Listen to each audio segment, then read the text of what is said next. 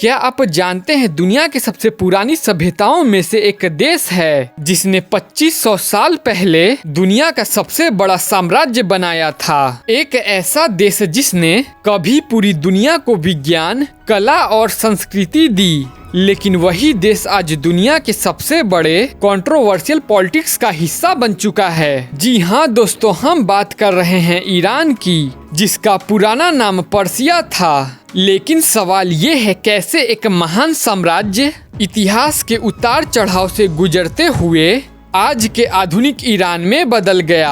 आज के इस वीडियो में आप जानेंगे ईरान की पूरी कहानी। तो चलिए वीडियो को शुरू करते हैं। ईरान की कहानी आज से नहीं बल्कि लगभग 3000 साल पहले शुरू हुई थी। इतिहासकारों के अनुसार यहाँ की पहली बड़ी सभ्यता थी एलामाइट सिविलाइजेशन, जो लगभग 3000 BC में मौजूद थी। लेकिन असली शक्ति तब आई जब एक महान राजा ने पर्सिया को दुनिया का सबसे बड़ा साम्राज्य बना दिया, और उस राजा का नाम था साइरस द ग्रेट। 550 BC में साइरस द ग्रेट ने बनाया अचमेनिद साम्राज्य।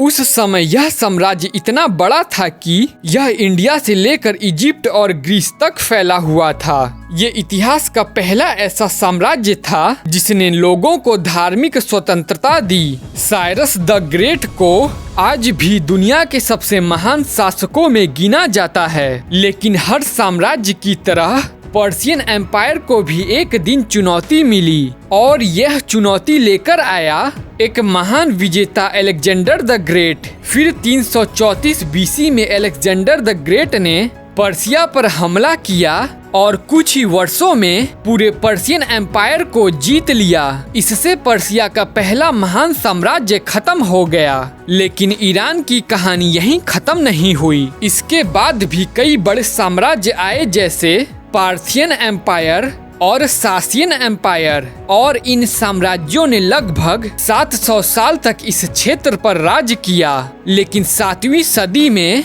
एक और बड़ी घटना हुई। 7वीं सदी में अरब आर्मीज ने पर्सिया को जीत लिया। इससे पर्सिया में इस्लाम का प्रभाव शुरू हो गया। फिर धीरे धीरे पर्शियन संस्कृति और इस्लामिक संस्कृति एक दूसरे में घुलने लगी, और यही वह समय था जब पर्सिया ने दुनिया को महान कवि और वैज्ञानिक दिए, जैसे ओमर खयाम और रूमी। इनकी कविताएं और दर्शन आज भी पूरी दुनिया में पढ़े जाते हैं। फिर 1501 में एक नई ताकत उभरी जिसका नाम था सफीद डायनेस्टी। इस डायनेस्टी ने ईरान में शिया इस्लाम को ऑफिशियल रिलीजियन बना दिया। यही कारण है कि आज भी ईरान दुनिया का सबसे बड़ा शिया मुस्लिम देश है। सफीद रूलर्स ने बड़े बड़े शहर बनाए, कला और वास्तुकला को बढ़ावा दिया, ईरान को फिर से एक मजबूत राष्ट्र बनाया। लेकिन 1700 के बाद यह डायनेस्टी कमजोर पड़ने लगी और 18वीं सदी में ईरान पर शासन करने लगे ख्वाजर डायनेस्टी। लेकिन इस समय रसिया और ब्रिटेन जैसे देशों का इन्फ्लुएंस बढ़ गया था। फिर ईरान धीरे धीरे कमजोर होता गया। फिर 1925 में एक सैन्य अधिकारी ने ईरान की सत्ता संभाली और उसका नाम था रेजा शाह।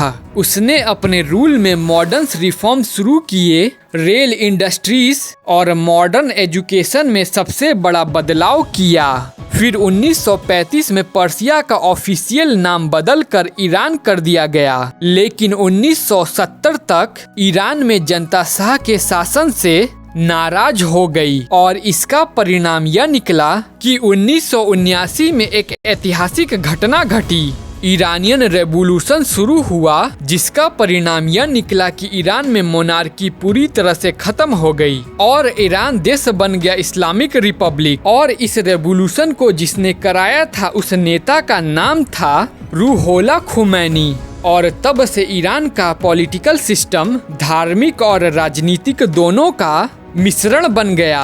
रेवोल्यूशन के कुछ ही समय बाद ईरान को एक और बड़ी चुनौती मिली। 1980 में इराक ने ईरान पर हमला कर दिया और इससे शुरू हुई ईरान इराक वॉर। यह युद्ध लगभग 8 सालों तक चला और लाखों लोगों की जान चली गई। लेकिन आखिरकार 1988 में यह युद्ध खत्म हो गया और आज ईरान एक बहुत महत्वपूर्ण देश है। यह देश मिडिल ईस्ट की पॉलिटिक्स में बहुत ही ज्यादा पावरफुल है, दुनिया के सबसे बड़े ऑयल रिजर्व में से एक रखता है और पॉपुलेशन लगभग 8 करोड़ से ज्यादा है। लेकिन अक्सर ईरान इंटरनेशनल पॉलिटिक्स में चर्चे में रहता है, खासकर न्यूक्लियर प्रोग्राम, सैंक्शंस और मिडिल ईस्ट के कॉन्फ्लिक्ट्स के कारण। लेकिन फिर भी ईरान की संस्कृति, इतिहास और सभ्यता आज भी दुनिया के सबसे समृद्ध सभ्यताओं में से एक है। एक समय था जब दुनिया ईरान को पर्शियन एम्पायर के नाम से जानती थी।